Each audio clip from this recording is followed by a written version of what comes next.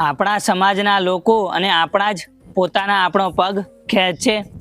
એક દિવસ એક ગધેડો અને એક કૂતરા વચ્ચે એક એવી શરત લાગે છે જેમાં જે પહેલો આવશે એ આ સત્તાના સિંહાસન ઉપર રાજ કરશે.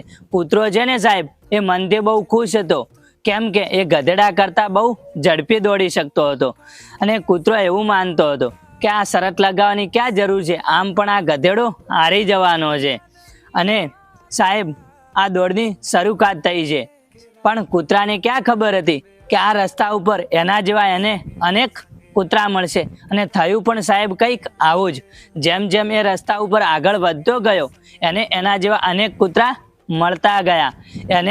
એનો વિરોધ પણ બહુ થયો, એને આગળ પણ નહોતા જવા દેતા, એને મારવાની પણ કોશિશ બહુ કરી. જેમ તેમ કરતા તે કૂતરો આગળ ગયો અને ત્યાં જઈને સાહેબ જુએ છે ને તો ગધેડો છે ને એ સિંહાસન ઉપર બેઠો છે. આ સ્ટોરીથી હું તમને એટલું જ જણાવવા માંગુ છું કે આપણા જીવનમાં આપણે આગળ વધવાની કોશિશ કરીશું ને ત્યારે આપણા પોતાના લોકો જ આપણને રોકશે.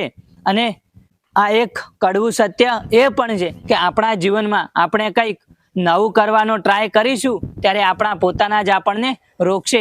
શું તમને પણ આવો કંઈ અનુભવ થયો છે તો કોમેન્ટમાં ચોક્કસથી જણાવજો.